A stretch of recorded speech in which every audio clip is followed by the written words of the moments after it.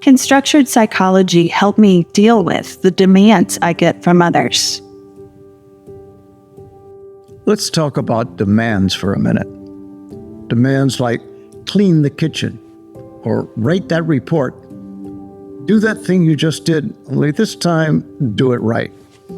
Or simply, I want you home before 5 on the dot. In other words, demands that don't even sound inviting. Then there are other demands that are less easy to detect. Hidden mandates like, hey, did you notice? Jesse looks like he needs help. Or, I was looking for that thing in your room, but I couldn't find it. Everything was kind of upside down in there. And that's when some of us don't just hear a statement, we hear a demand. A demand to do something about poor Jesse, or the definite requirement to clean our room. That's when, no matter what that demand may be, we begin to feel on edge, anxious, and sometimes even frustrated, awkward, or angry. But why? Why do demands in general oftentimes create such uncomfortable human emotions? Demands, in and of themselves, certainly come as no surprise if we've signed up for a demanding scenario, or find ourselves in a place where demands are king, like working at an office or joining the military. In those situations, demands are expected, and we know it. But how about those places or situations that just show up out of the blue? Like when you walk past the kitchen and your mother shakes her head in despair as she glances at it, and you can see the whole place is a mess. Or a demand that appears when we're told that someone needs help, and someone has promised we'd lend a hand. Why do those unannounced or unexpected demands make us feel so uncomfortable? In my book, It's Not Your Fault, I explain that not all demands are the same, and what to be on the lookout for when all of a sudden you find yourself unable to complete someone else's so-called request. Actually, there are those demands we're delighted to complete, and others we couldn't complete if our lives depended on it. But again, why? What separates one demand from another? In reality, when you find that situation, and it's a situation that upsets you, and makes you angry or frustrated, take a close look at what you are being asked to do. Has someone demanded something of you that you know they'll be considered responsible for having gotten done, and not you at all?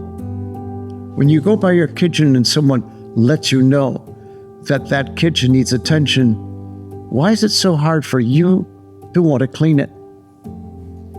Please remember this. We are relational beings, and everything we do has its relational order. If, for example, Jerry or Margaret ask you to do something, and it's not you that came up with the idea, Margaret will be the subject of an action you should be the subject of, and that's contradictory, and therefore conflictive. In a word, since we are all logically structured, we innately reject all contradictions, and Margaret just created one. She didn't know she had, but she had. And that's why we're going to have such a hard time completing what Margaret demanded of us. Actually, until we can in some way make sure that everyone knows who is the subject of an action, that action we cannot carry out. Demands in general, actually, are fascinating things, and sometimes unexpectedly complex. They can cause all kinds of psychological turmoil, and no one, until now, has known why. In my book, It's Not Your Fault, the complexity and power of demands is treated in detail.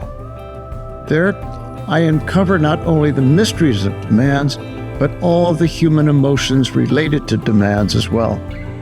Why they appear, what service they render, and what outcome they will forcibly create. The book itself is psychology's first attempt to unravel the true roots of our emotions. what produces those emotions, and why we think and do the things we do.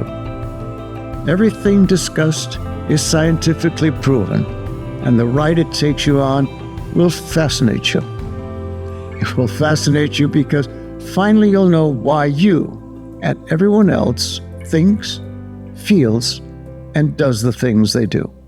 Oh, and just to be clear, I'm not demanding that you buy the book at all. You're the one that gets to decide that. Understand why we all think, feel, and do the things we do.